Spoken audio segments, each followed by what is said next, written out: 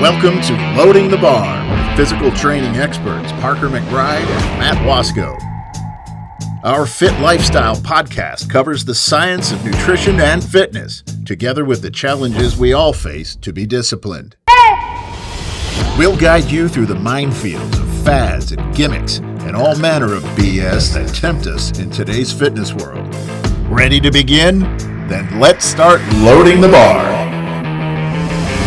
Welcome back, everybody, to the Loading the Bar podcast. Parker McBride here, joined, as always, by Matt Wasco. How's it going today, Matt? Good. Last week, I had a change in life, and so I really had to use the week to get a new set of organization in my life, different patterns to my days. So throwing a little bit of a curveball on Saturday, so I'm adjusting to that, but getting on track. I worked out really hard this week, really hard. I haven't been sore in a long time. My triceps are killing me. Got to get that bench up. Yeah. Matt is preparing for a little competition coming up. You want to quickly tell? Yeah, so about July that? 13th, I'll have to follow up on the name of the gym now. It's over in the Overland Park area. And it's I wanted to stay local on my first competition. I've never done this before, so I don't want to travel that far. But, I've been prompted by people that have been in this industry and how I should compete. And so I thought, what the hell? I'll give it a shot. So I've changed up my routines and my schedule and what I'm hitting, and Parker doesn't know it, but after this podcast he'll be reviewing my workouts. So Well, I'm happy to do it. And tell everybody what you're going to be doing in the competition. I'm going to be preparing to do a bench press competition. The bench press. Yeah, so I think the most I've pause repped was with you. That was like 355. And then, I have a 375 as my best. But, I think I'm a little bit off right now. Just Lent kind of set me back. So. Well, you've got a good little stretch of time here to get yourself right. It's like 100 and some days between now and then. And, with this new, these new workouts, I'm pretty sure I'm going to get back there pretty quick. Well, good. That's exciting. We'll have to kind of keep updating the listeners as we go through the process, and then after the competition, let them know how you did. Yeah, we'll post it. All right, so we're going to dive into our Fit Focus segment here that we've been doing every week. Really been enjoying that. The article that we have this week says, "Is there a link between sugar and Alzheimer's disease?"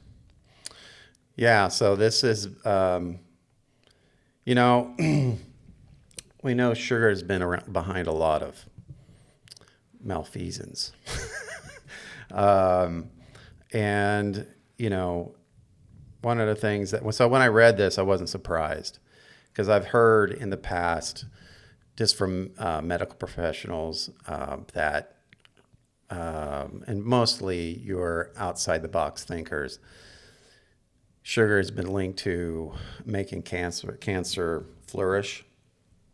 So, and been linked to all kinds of disease. The disease feeds on sugar.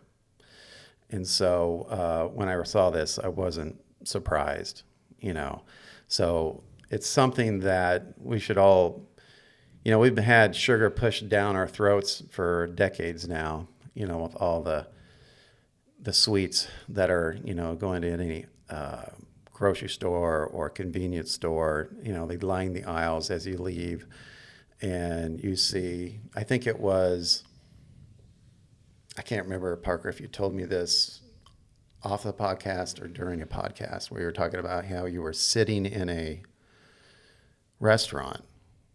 Was that the last show? I think the last show. Yeah. Yeah. And you were surprised by the number of people that were obese. And this is just another side effect of the problem. We have too much sugar. Well, I think when it comes to the physical body, it's something that we can see and we can pretty easily test the variables that cause people to become obese or to get healthier, things like that. We know that pretty well. With the brain, it's a little bit different. We can't see the brain. We don't really know a lot about the brain, relatively speaking. And so I think with this study, it's really interesting because we are learning a little something about the brain, and that is that sugar can lead to a degeneration of the brain and certain diseases like Alzheimer's. So this specific article discusses a study, 2022 study with 37,689 participants, and they did find a significant link between high sugar intake and increased Alzheimer's risk. And they found that the level of sugar that increased the risk was about 10 grams a day. So I don't know the exact numbers, but I think most people are getting more than 10 grams a day of sugar. For sure. I mean, just a soda or something has way more than 10 grams of sugar. Yeah, for sure. I mean, and the other thing that was surprising about this was that you will start getting the biological markers for Alzheimer's by age 30. Mm-hmm. So that's shocking. Now there's probably some of my trainees who think I have Alzheimer's because I tend to forget people's names. But yeah, so this is an interesting study. 10 grams a day. I mean, you can easily hit that. Oh yeah. And that's a consistency over time. That's one of the things that we preach is kind of like a 90-10 rule. Like you want to be good 90% of the time, you can be bad 10% of the time and still be okay. And, right. It's not that 10 grams of sugar in one day is all of a sudden going to give you Alzheimer's. But, reaching that threshold every day, years on end for a lifetime, and, you're going to slowly develop and degenerate into this disease by the time you're of old age. Yeah, and I see down here, just farther down in the study, it said that there was a 2017 study done, obviously prior to that, to this 2022 study. It says also found increased markers for Alzheimer's people and who consumed higher amounts of sugary beverages and fruit juice. So, so now we've got a pattern, that these studies are revealing sugar is a problem. And, I guess the question is that we read these studies and what do we do with them, right? Because we're fighting like a big Goliath. We're just two guys, on a podcast. We train a number of people, so we can do, it's kind of like, we do our part, right? But when you're thinking about the Goliath that we're fighting, which is multi-billion dollars of pushing sugar down people's throats as viable snacks, and sometimes your main food source, it becomes, you kind of feel like you're, a little ant fighting this Goliath problem. So, it's I guess we can't really get into how we, fight the big Goliath, but, that's kind of the problem. Well, I will say that the sugary beverages are one of the biggest crutches for people. Coffee's a big crutch, and sugary beverages are right up there with it. You have people who, you want them to start eating healthier, changing their diet around, and, I've had people tell me before, oh, I can do that. I can change my diet. I can eat healthy, but, I can't do without my Coca-Cola. Mm-hmm. Right? Mm-hmm. And you think to yourself, what's so great about Coca-Cola? It's just a sugar-filled drink, and it's really pretty terrible for you. And even the diet versions, right? This isn't part of the study talking about the diet sodas, and maybe they have no sugar in them, but the other ingredients that they use instead can be just as harmful, we found. So even drinking the diet versions is not necessarily going to help you any. I won't mention his name, but someone that's much bigger and has a much greater following than us by 10x I heard him say recently that, diet soda was an acceptable beverage. And I kind of did a double take. And he's someone with dry humor. So I thought, well, maybe he's joking, but he kept going. And I'm like, no, he's serious. I'm like, wow. So, even within the our industry, this is. Well, and I think that you're hitting on a really interesting point there, because it's an acceptable beverage for what? And Right. I kind of know who you're referring to. And, in a community of people who are, more of a bodybuilder type or a powerlifter type or wanting peak performance, and they're typically very young people and their bodies are very resilient to these things. You can still, everybody listening that's past the age of 30 probably understands that, you can get away with more when you're younger than you are when you're older. And so, you can get away with these things and you can still achieve a very fit level, even consuming stuff like Coca-Cola or Diet Coke or something all the time, or even other unhealthy foods, but that catches up with you as you age. Right. And so somebody who's a bodybuilder who is drinking Diet Coke all the time and they're able to get away with it, if they do that for many years, many decades, they're still going to run into some of these problems down the road. Right. And that's where we kind of juggle the two somewhat antagonists, in that you have peak performance when you're young, a lot of times sacrifices that longevity and the health for the long term. Well, you definitely see that in bodybuilding. Mm-hmm. There's a few exceptions, but there are a number of bodybuilding.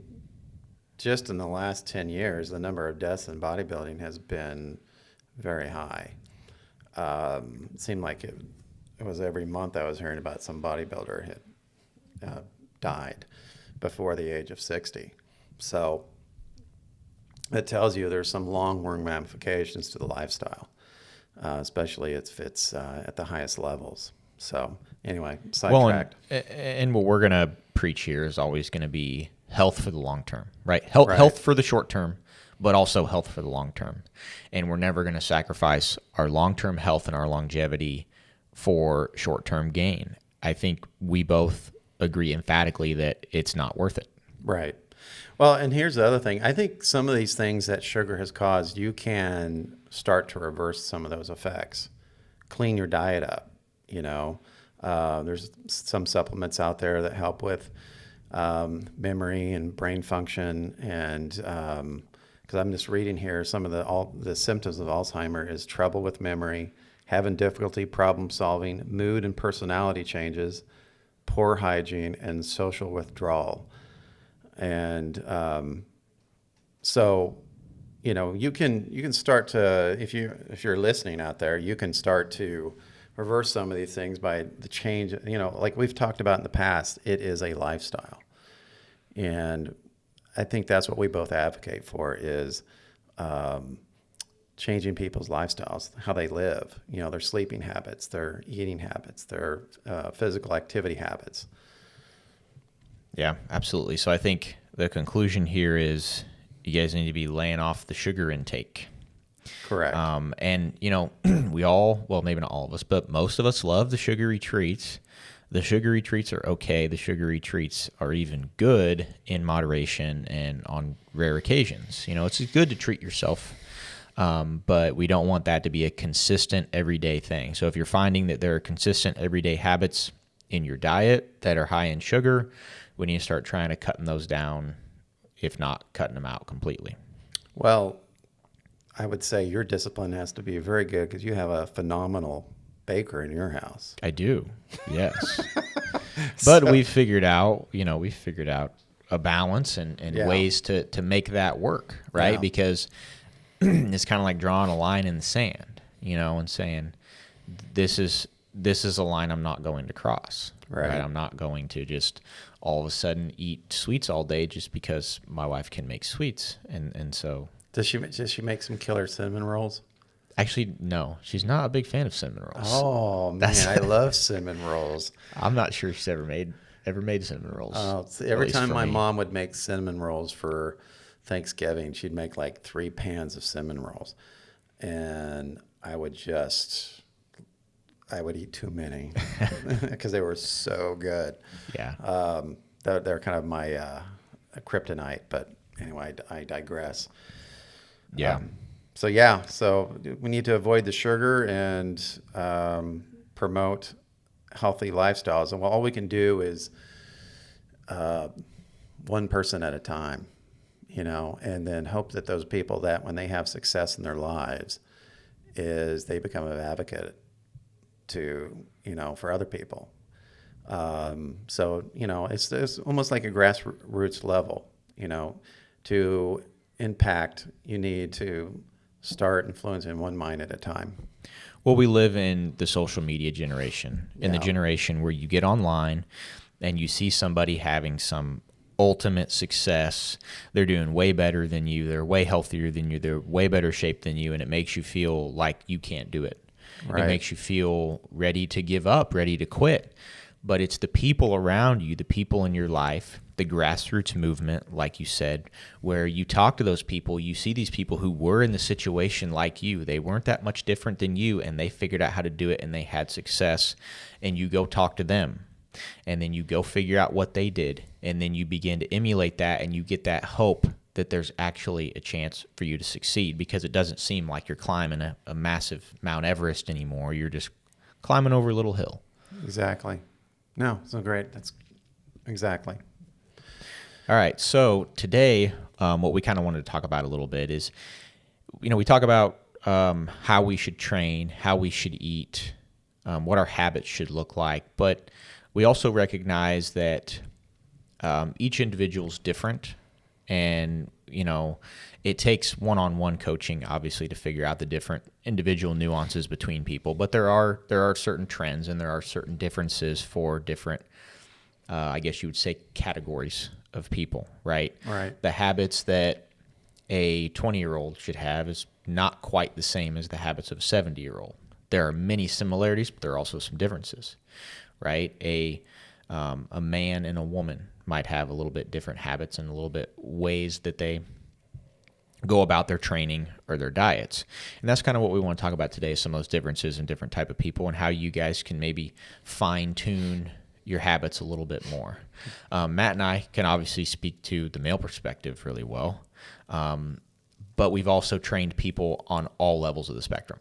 Yeah. Right? I've worked with children as young as 12, and I've worked with individuals as old as 70. Right. And men and women and, all skill levels in between as well. Yeah. So people that are, Matt, I want to kind of start with your specific situation, right? So you are a man in your 50s, not picking on your age here, but you're starting to get a little bit older, and we have a lot of people that we've worked with that are kind of in a similar situation as you. How does it change? How do your habits need to change? How does your working out need to change? Your diet need to change as you age? And then I want to kind of contrast that to the advice I'd give to people more my age. Well, I think as you age, the first thing you have to be more aware of is that it's more important to eat cleaner as you get older, I think. I mean, I shouldn't say you should always eat clean, but what I mean by that is that there's some what I'd call deconditioning in a way happening in the body that you have to work against. Like you will, bone mass will start to go down, percentage bone mass in your body, density of bone mass. Your muscle mass will start to decrease. And these are all things that'll happen when you're not doing anything. So when you're losing muscle mass, that is like the staple for long life. You need muscle mass for long life. So that causes, that in itself opens the door to an array of problems. And so it's proven that muscle mass helps fight disease. It helps fight, poor posture. And it just in the end, the ultimate equation to this, or what it equals, is longer life. So, muscle mass is very important, and I try to tell that to anybody that is past the age of 50, for sure, that muscle mass is going to be a key component. This is ironic. I just had this conversation yesterday with someone in the gym. He was 58, and he was in the gym, and we were bench pressing side by side. And I had bench press, and he came over and started talking to me, and we shared a little bit and found out he was 58. And, I said, well, it's great. I mean, he was benching 225 that's only, if you're a gym goer, that's only 3% of gym goers, right? If you're amongst the entire population, that's below 1%. So the fact, I congratulated him and said, listen, keep doing what you're doing. And remember, muscle mass means longer life. And so I think that is a key component, because it's just there's so many problems that lack of muscle mass causes. It'd be too long of a list. When it comes to, myself, you can absolutely reverse that, right? I'm stronger now than I've ever been. Okay, so it can absolutely be reversed. I've never pushed the weight that I'm pushing now, and it's all drug-free. I don't put any of that stuff in me.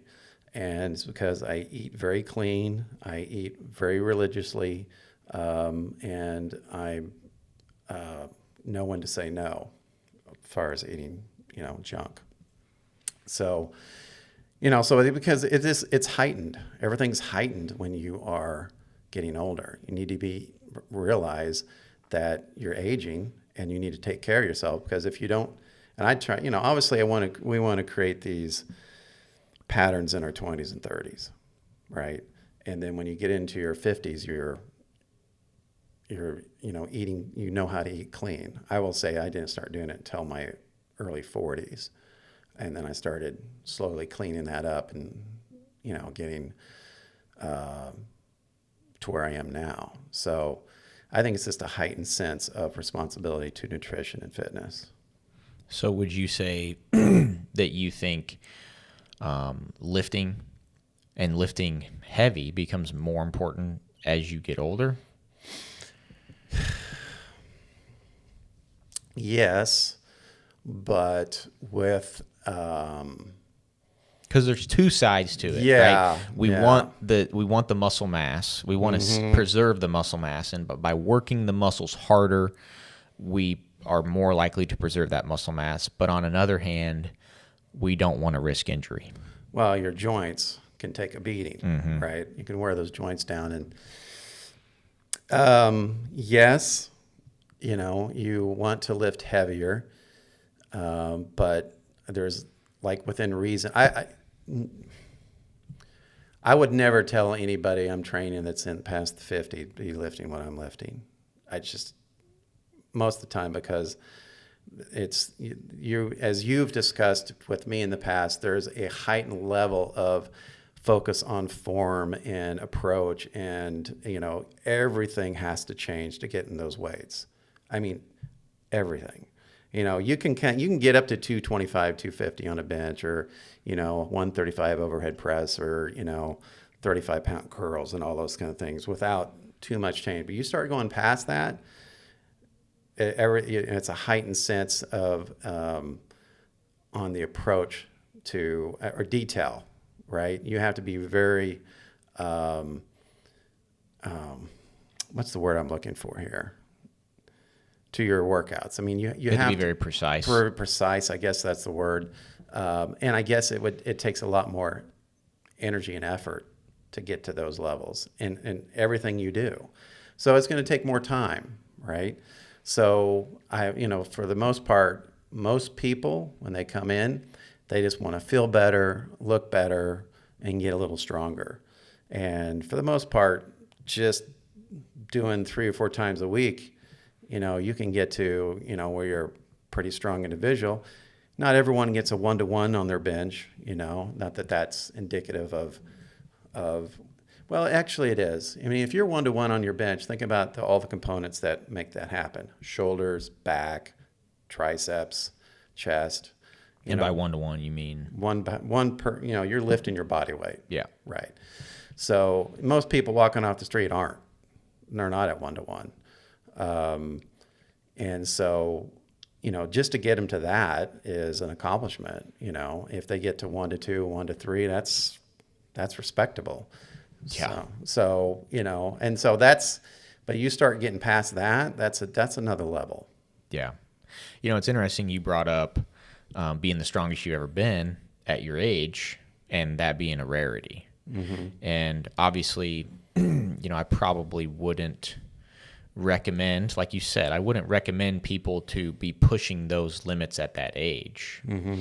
What I recommend is to push those limits when you're young, because what I've found is it's really, really hard to do anything for the first time, or you have to push past it. You have to do more than you ever did. Take the bench press, or take even if we're talking about a cardiovascular exercise like running a very long distance. It's very hard to push yourself to something new that you haven't done. But once you do that, it always becomes easier to do it again. Right. So if I wanted to go bench 400 pounds, right, the first time that I go work to do that is going to be the hardest. But it's never going to be easier than it is when you're in your 20s. You're right. And then once you do that, your body never really forgets, and it always has that strength to tap into again. And if you ever wanted to build that strength back up, you can do it easily, because like I say, your body remembers, and it says, oh, we're doing this again? Okay, I know what to do. Mm-hmm. Whereas when you're doing it for the first time, your body says, what are we doing? I don't understand what's going on. So your road to the level of muscle mass that you have, doing that in your 50s, was much harder than anybody would have in their 20s. And so I think it's super important to push past your limits, teach yourself to do those hard things, because then it becomes easier, and you can kind of ride that level and try to keep it as high as you can then for the next few decades into your longevity, so you're not stuck trying to do it in your 50s when it's harder. Mm-hmm. That's what I would recommend. Yeah, and then you have the flip side of that, where there's a number of people I've trained that come in their 40s and 50s and say, yeah, I benched this much weight when I was in my 20s, and they have no interest in getting there again. They just want to, and usually it's because most of the time when people don't want to go super heavy, they just want to kind of come in and move around what I'd call an RPE 7. They never get to an RPE 10 or failure. They just kind of, push some weight around and leave. Is because they're afraid of being injured. Yeah. They may not say that, but that's what I find. I've connected those dots where I've been around a number of people that they've been through injuries and they don't like it. And so they just kind of stay away from that. Well, and I think you are a fantastic person to talk about this issue, because you are in your 50s, you are working out extremely hard for somebody in their 50s. Like we talked about at the beginning, you're flirting with state records at the levels you're at strength-wise for your age. Mm-hmm. Talk about what's your sort of injury prevention protocol that you use? I'd be honest. Just form. I had it drilled into my head from two trainers that I know. Form it's everything, because, the way you're going to get it really, really strong is to fail in form. Don't fail outside of form. Failing outside of form is when those injuries happen. Your form breaking down, and then you're in trouble. So, I've worked on my back quite a bit. And so that's helped me with everything to doing, I'm not a real strong deadlifter, but, I remember I hadn't done a straight bar deadlift in a long time, and I did it about a month, 3 weeks, about 7-8 weeks ago. And I I was like, well, I haven't done this in a long time because of my knee. I had that injury. So I put 315 on the straight bar, went up. I'm like, I got down with it. It's like, it was easy. And I'm like, wow. I was like, okay, that went okay. But it was, my back was fine. I felt nothing in my back. I was just like, I practiced good form, and I just go through all those steps to make sure my, lats are pulled down to my hips, and, chest is forward, and pull that bar up, and it just right up. And I was like, wow, that felt good. So it's kind of like anytime I get, people don't realize is that, anytime I get out of, and granted, I understand, guys, 315 is not a lot, but anytime you get out of pushing some heavy weight, and you're not injured, it's like because of good form. That's my, I'm sure there's more to it. I mean, eating well, making sure you have good bone density by pushing that weight, and then the foods that you eat, make sure that you have enough fuel in you to do the weight. The other here's a caveat. The caveat is that I take something called simitriptan, and I've taken it enough now. Usually I notice it on Saturday mornings, because sometimes I'll have a migraine the night before, and I'll take simitriptan, and that's a drug that squeezes your blood vessels. And when I work out and I'm on that, my heart rate won't go below 130. And I realize I can't lift as much. I run out of breath quicker. So that's been a couple times that you have to watch what you're taking, and not be careful not to do too heavy of weight when you're on that, because I've noticed that I just can't do as many reps, and I can't breathe as well, and my heart won't slow down. And that's because my blood vessels are constricted, and the heart's having to work even harder to push the blood through the vessels. But interesting. Yeah. What's your take on warm-ups? So one of the things I've heard from many individuals that are older than me is that as you age, the length of your warm-up and the how extensive it is needs to get greater as time goes on. Because when you're young, you can kind of just jump right into something and you can be fine. As you age, you need more time warming up. And I think that's a really important thing for structuring your workouts, but also just going back to the injury prevention. Yeah. Like you talked about, taking the time to warm up and warm up properly. Yeah.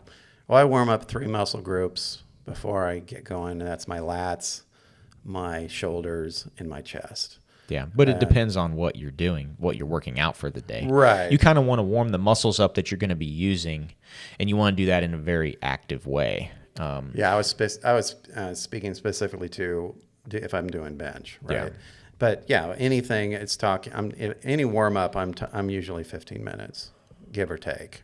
Bench I take a little bit longer because I just do, and then I kind of warm my triceps up with, just doing a bunch of reps on the 45-pound bar, just repping them out, and then I warm my lats up, and then do a lot of shoulder work, get those lubricated, and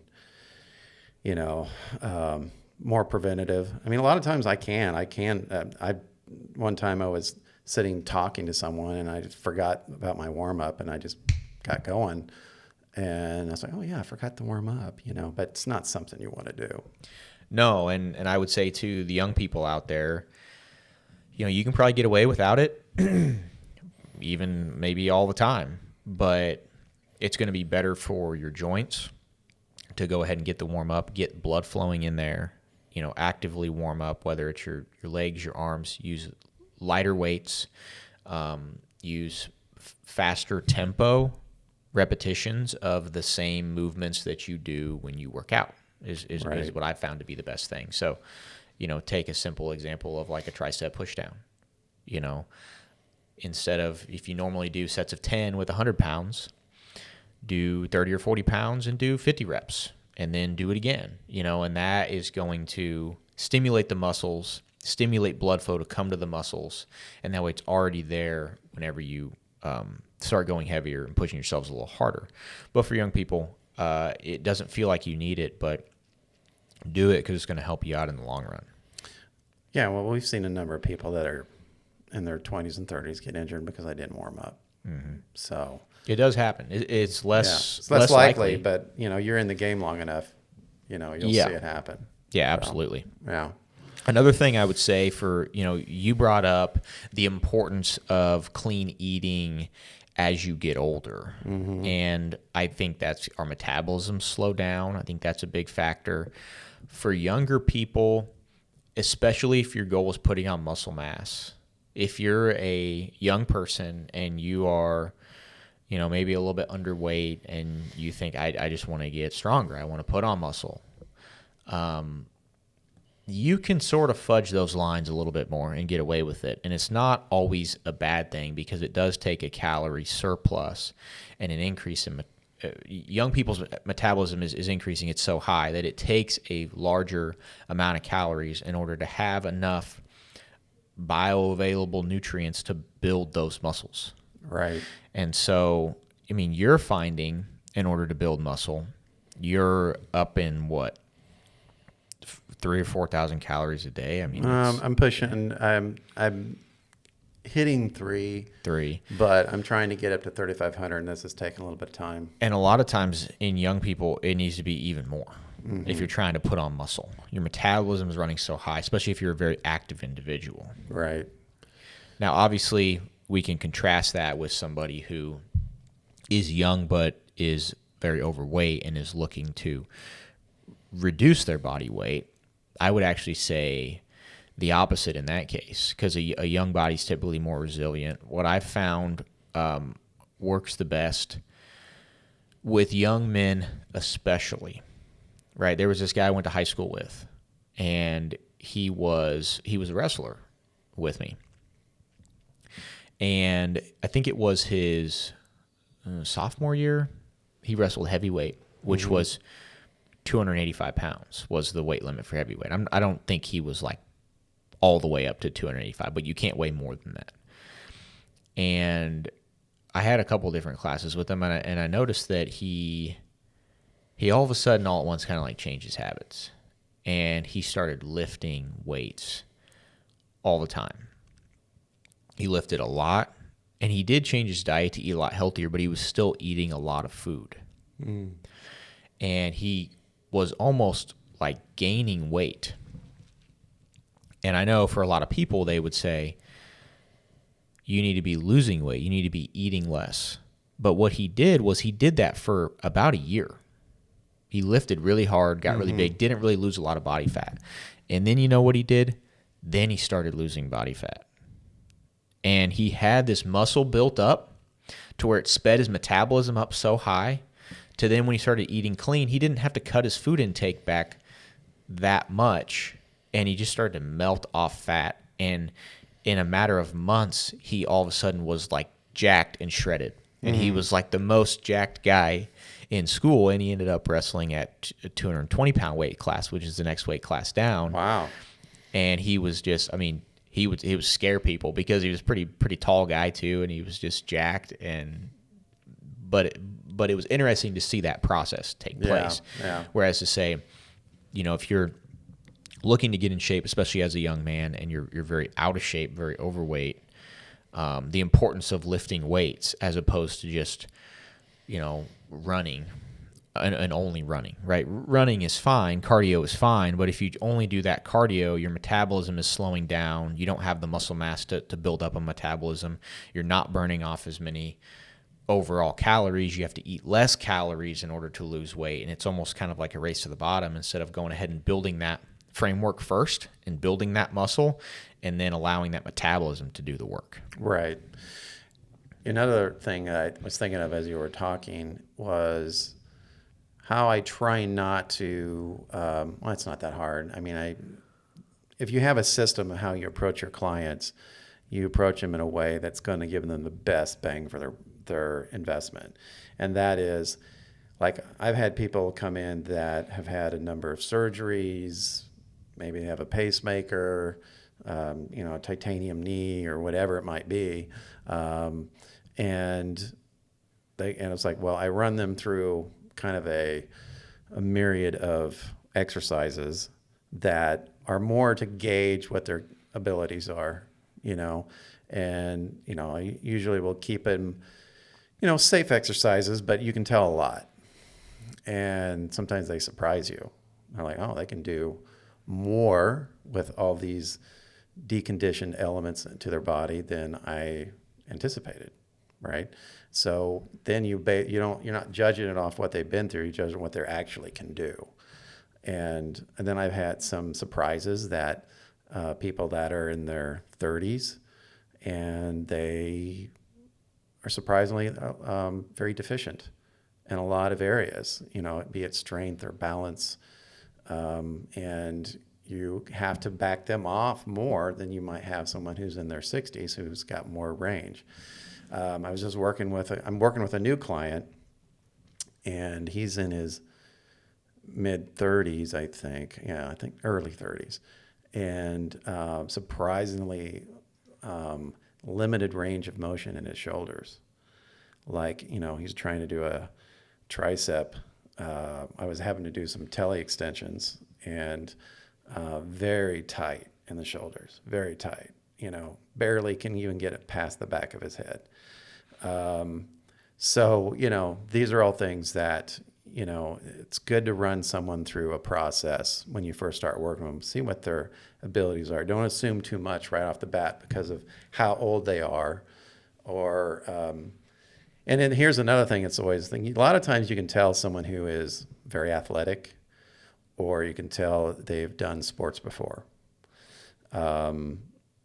It's never fails. Like, I had a girl that was in the gym 4 months ago, and she had to go through a surgery for something, not that big a deal. But before that surgery, I was training her, had unbelievable flexibility in her hips. I mean, like crazy flexibility, like knee back behind the head type flexibility. It was surprising. And the hip girl just doesn't even move, not tight down there at all. So I asked her, I was like, you're really flexible. I was really surprised. And so she never thought much about it, and so she went and talked to her dad about it, and her dad goes, oh yeah. It's like, our family's always been very, very flexible, and he rattled off some of his things they used to do when he was younger, and she came back and goes, yeah, my dad says we've always been a very flexible family. And I'm like, okay, well, that makes sense. So you can learn things about people by just watching them move. Yeah, and I will say, you brought up athletes. Mm-hmm. And it goes back to kind of what I was talking about with setting the foundation earlier. A lot of times athletes they've pushed themselves very hard. They already have that foundation built. And even if it's been suppressed for 10, 20 years, whatever, it comes out really quick. Yeah. I've had trainees I've worked with who they haven't been in a gym in, 10 years or 5 years or a long time, but they were a high-level athlete when they were younger. They can almost jump right in. Yeah. And they may be very out of shape, and they may be falling on the floor, out of breath and everything, but you can push them hard because they've been there before, and they can go right back to it. But contrasting that on the other end those clients will get back in shape very quickly. They will transition in a matter of weeks, right? You could have a guy who's 80 pounds overweight but is a high-level athlete, and you get him back in the gym and go right to it, and he'll have a lot of that shredded off in just a matter of short number of months. Right. But then you contrast that with somebody who comes into the gym as a first-time ever beginner, never was an athlete, never really pushed themselves physically or done much physical activity. Those people, you have to start very, very slow. And it's a very, very slow buildup. And it takes the body a long time to understand what's going on. Right. The athlete, the body says, oh, yeah, we remember this. It's been a while, but we remember. And then it gets to work.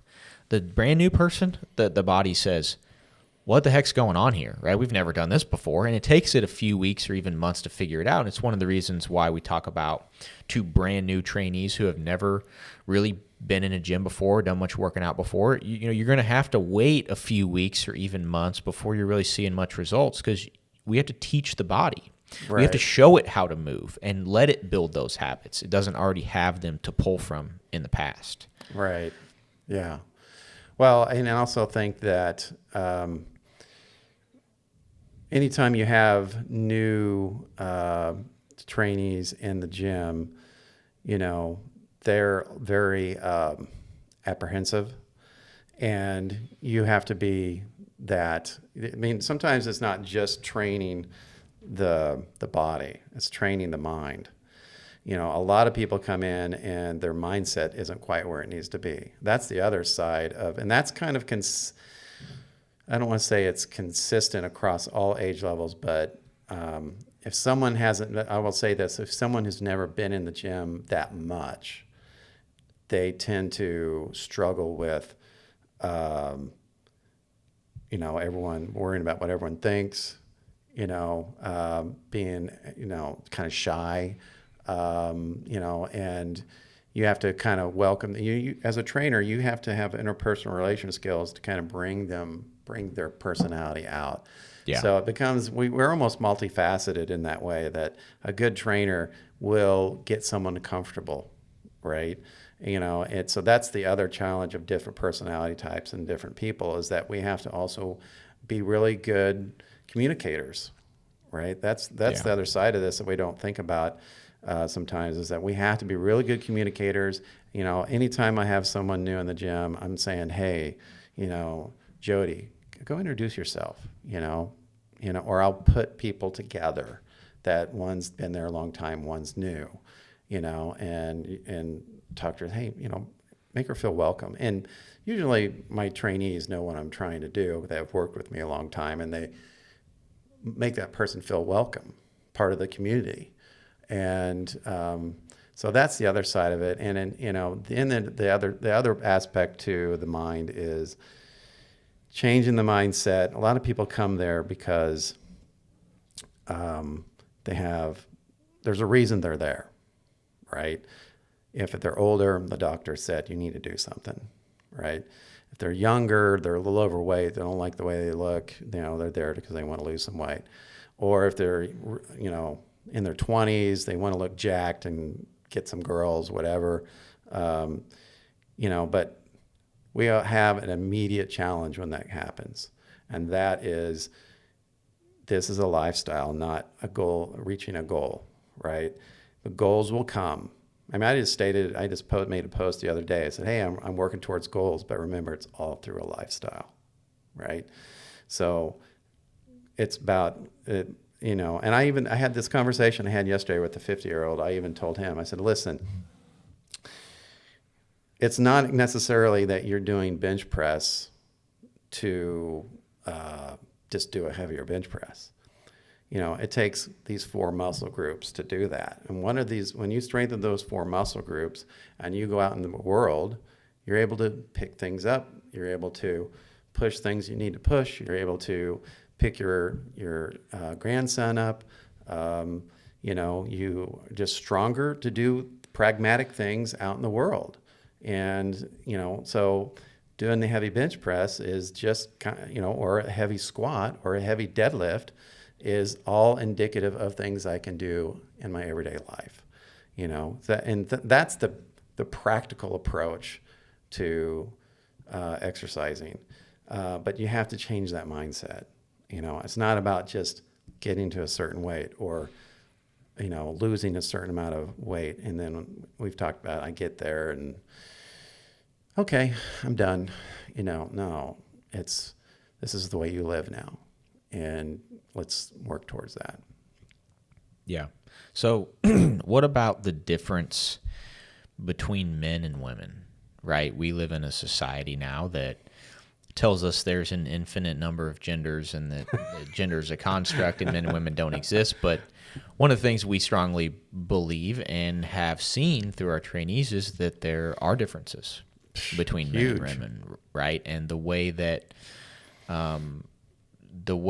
you should exercise, the way that even you should eat can sort of have little nuanced differences. The mindset I think, is one of the biggest areas where there's a difference. You kind of alluded to it earlier a little bit, and that the difference in mindsets in people when they come in the gym. And I think oftentimes men's mindset can be overconfident, can be I'm going to be really good at this. Like, I'm going to come in, I'm going to just do everything I want to do. Right. And they try to lift too much weight or something like that. Whereas a lot of times women will undersell themselves and be too shy, be not confident enough, and not think they're capable, and they're capable of more than they really are. Right. Yeah. So I guess what you're asking there is, how do I see those differences between the two genders? Well, let me take, for example, advice I might give to, you alluded to it earlier, but how important form is, right? And advice I would give to a male coming in the gym would absolutely be, form is really important. We need to set these habits now. Yeah. Because I see too many guys who want to come in and they want to kind of ego lift, and they want to lift more than what they can with the right form, what they can safely. Yeah. And they develop these really bad habits, and it's really bad for the long term. So I might caution them to say, hey, maybe you need to drop it down a level and be patient with it, and let the weight come as the form improves, and form over everything. Whereas, it might be different with women, where a lot of times their form is really good, and and they're more coachable too a lot of times. So you're able to coach them into really good form and really early on, but then they don't want to push themselves. They're too afraid to maybe grab a little bit more weight and push themselves, when in reality that's the stimulus that they need in order to build muscle. Yeah, no, that's for sure. We have the percent. Let's just say the percentage is higher than women by far. That it's harder sometimes to get men to focus on form. Yeah, because they want to ego lift, and a lot of times, as we know, correcting form, 9 times out of 10 means you're going to have to drop the weight.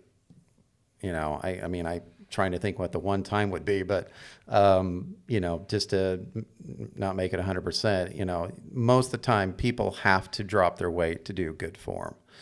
And guys hate that, especially if they've come in from outside the gym and lifting a while. There's some individuals I just cannot break, no matter how many times they tell them, and then they get injured, and then finally they'll be like, you were right, and sometimes it takes a few injuries, because they're ego lifting and they get injured. It's usually the shoulder, and they get tired of being injured, and then they start listening, and then suddenly here's the other thing I always say: listen, if you correct your form now, you're going to actually lift more down the road. Okay, so there's a reason form is there. There's no way when I was in my 40s, if I had used the form I was lifting there, that I could lift what I'm lifting now. I'd be injured so many times. To lift the weight I'm lifting now, you have to be embracing form as much as possible. And I'm still working on it. I still work on my form. It's something I will never stop doing, is working on my form, because there's always someone who has better form than you. So, but I have just enough form to make sure that, I'm not going to get injured, right? So now my form is to the point where I am just trying to get a little heavier bench. But, then you have the flip side of that. The majority of women pick up form very quickly, because they're not in their ego lifting. They listen, and they start seeing results, sometimes fairly quickly, especially if they're in their 20s and 30s. 6 months at it, their body's changing, and they have good form. And I think of one particular thing. We talk about the tele extensions a lot, which is a rather unknown exercise in the industry, but sometimes I have trouble getting the guys to do that correctly. And we both know Lexi, one day she was doing them and they were perfect. And I like filmed it and posted. I said, guys, this is how you do the exercise, because it was a perfect telly, and because women they focus on the form because that's what's important to them. They're detail-oriented gender, and men are just like, I want to throw as much weight up as I can. Now the men that I've trained that have started focusing on form, I think of, Dave, who just did 275. That's a big deal. When I came in, doing 205 was a big deal. And that was 2.5 years ago. 205, 215 was where he was at. He went through a series of injuries, and now he just focuses on form so religiously. And he did 275 recently on the bench, and he got up, and he goes, you know what? You're right. It feels just as good that I'm not injured. I'm like, and he's just a little bit older than me. So, that's a primary difference between, this has to do with the gender, and the two genders. Yep. I don't know what a thee or a they, how they respond, but anyway. Well, I think it's interesting too. That's kind of a little more of the working out side of it. I think there are some differences on the diet side of it too. Mm-hmm. I think what I found, we preach protein pretty hard on this podcast, and it's very important, and that goes for both genders. But I do see men typically have a little bit easier time getting down that much protein and that much meat.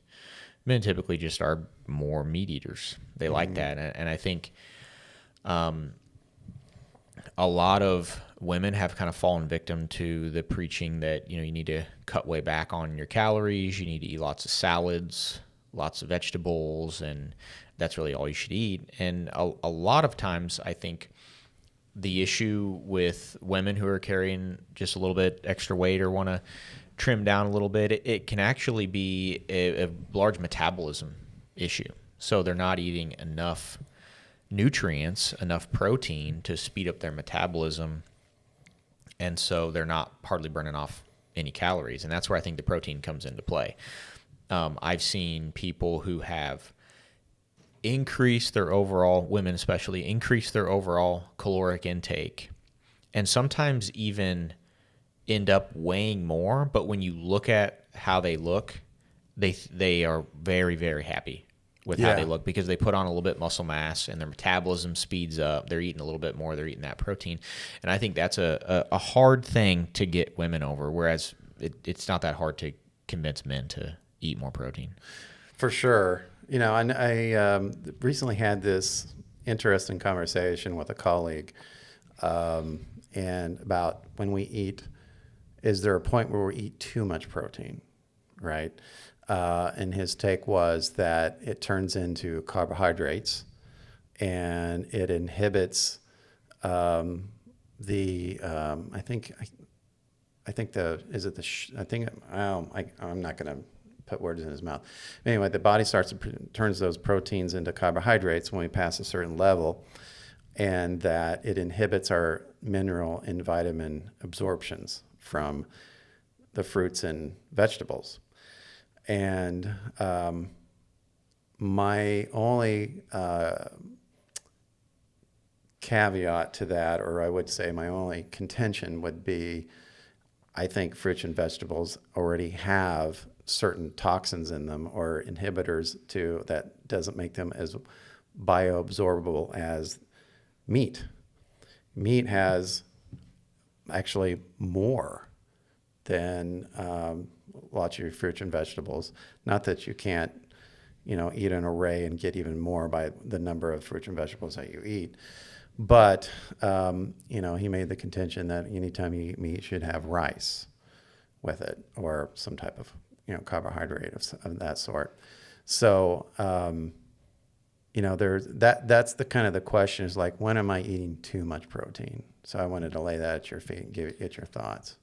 Well, I think that's really interesting because I do think that becomes an issue a lot of times with a lot more often with women than men is, I think I'm already eating too much, or I'm eating plenty of protein. Based on the studies, and like I said, I don't have any pulled up right in front of me. I'm throwing this at you. But most of the studies in both men and women show continued benefits of protein intake all the way up to or a little over 1 gram per pound of body weight. And that's for an in-shape individual, or, we may even do a calculation based on lean body mass. But if you're a generally in-shape individual, 1 gram per pound of body weight, or even slightly over that, is still giving you added benefits. Right. Well, I think about, I'm at 210, 211, and I told you yesterday I hit 300 grams. And so turning that excess protein, and I guess it'd be different for every person, into glucose, right? So, or carbohydrates. So, the question would be, is it 1.2, 1.3, 1.4? And I guess there's not really a way to know that. And everybody's different. That's right. Yeah. And, you kind of have to figure out what works for you. But there is such a thing as not enough protein. Yes. And that, I don't know off the top of my head what the USDA or the FDA recommends for protein intake, but it's down around 40 or 50 grams a day, I think. So it's far more common of a problem to not have enough protein than it is to have too much. Yeah. We have a very, very small percentage of the population that's getting too much protein in. It's a very large, probably in the neighborhood of 60, 70, 80% of people that aren't getting enough protein. So I think that's a much bigger issue to tackle. Yeah, no, I agree. I mean, that becomes more of a, here's the thing. If it's adding a little bit of weight on me, that's not necessarily a bad thing for me. Well, for you specifically. Yeah. So, I think when it comes down to it, at least, we could get into all the kind of different, you could take this into the different training methods for each person, for each type of person. But, one of the ways that I try to approach things is I try not to right off the bat go, well, they have these conditions, they can't do this. I run them through an array of exercises that are, within the safety protocol of anybody who, like, can they do a step up, and if I'm right there, I can catch them if for some reason they can't get up and they got a pole in the other hand. So little things to kind of see what their range of motion is, what their balance is, what their, what weaknesses they may have. I think that's one of the reasons right there why cookie cutter workouts are so ineffective. People will buy a workout program, or they will get just a generic written out workout that everybody's following the same workout. And that's why those aren't effective, because you don't have anybody there to sort of assess your actual level. It's kind of like a pre-test. Imagine if you had a child that you wanted to test them on what their reading level was. Anybody who has kids know, they test their reading level and they say they're reading at this grade level or that grade level. It doesn't matter how old they are, they could be reading at any different grade level. And it's the same thing when it comes to somebody walking into the gym. Let's test them at what their fitness level is. Right? And then we slot them in accordingly, and there are certain workouts, certain types of movements and things that we use depending on their skill level. And so if you just look up some workout on the internet, you just buy some cookie cutter workout program and you're following that thinking that that's the best thing for you, most of the time it's not going to be, because it's probably not accurate to your skill level. Yeah. I mean, it could go to where you don't have the range of motion to do something, or your, femurs are too long to do a squat correctly. If you're a very tall person, you have to really, maybe you need to, use lifts or something like that so you can go down a little bit lower. There's all kinds of things. And if you're looking up these cookie cutter workouts, those are the little tweaks that a trainer can give you to make you to do it more safely, and when you're trying, We've both seen it. You go to the public gym, 85% of everyone there is doing things wrong. Yeah. I mean, they just are. And, even some of the guys have gotten fairly decent size to them that, I'm watching, I'm like, that's not right. And they get away with it because when you're younger, you can get away with that stuff, and that's where the danger is, though. There's an inherent danger of not knowing form and not understanding either the range of motion or the limitations or your strength levels of your body, and anything from a cookie cutter website is not going to take in those intangibles. You have to have someone who knows what they're talking about and can make those slight adjustments so you have the best success and the most efficient workout and the biggest bang for your buck.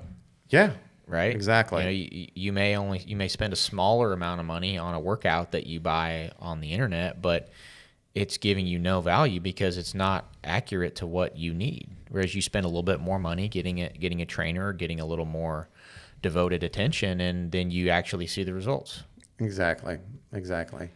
So, no, that's an excellent point. Yeah.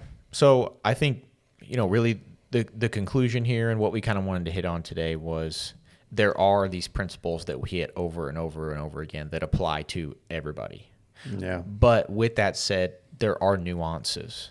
There are differences. For every person is different in a way. There are different categories that, you're going to do things a little bit differently based on kind of the categories you fall in. And if you guys want more specific instruction or more specific guidance, me and Matt are always willing to help. And, anyone wants to reach out with questions, we are more than happy to answer specific questions for your situation. But this is kind of just a more general discussion on what some of the differences might be for you depending on what bucket you fall in. And you always email us at cpt.kansascity@gmail.com. Absolutely. Well, Matt, anything else you want to add today for the listeners? Well, no, just that we have more guests coming, and we'll have some exciting news in the next several weeks. So the shows are going to get more and more, showman-like. This is our 15th episode, and we're starting to get in a little bit of a groove here, and we're excited to do 100 more. Yeah, we've had a great time doing this and bringing this content to you guys, and we're just going to keep on rolling and hope you guys enjoy it. Sounds good. All right, guys, we'll be back with you next week. Thanks for listening. Take care, guys. Hey, look at you. You've completed another milestone by finishing this episode of Loading the Bar. Your future self thanks you profusely. Loading the Bar is podcasted from Lee Summit, Missouri. Email us at cpt.kansascity@gmail.com. Forge ahead and share your progress. And we'll see you back here for another episode of Loading the Bar.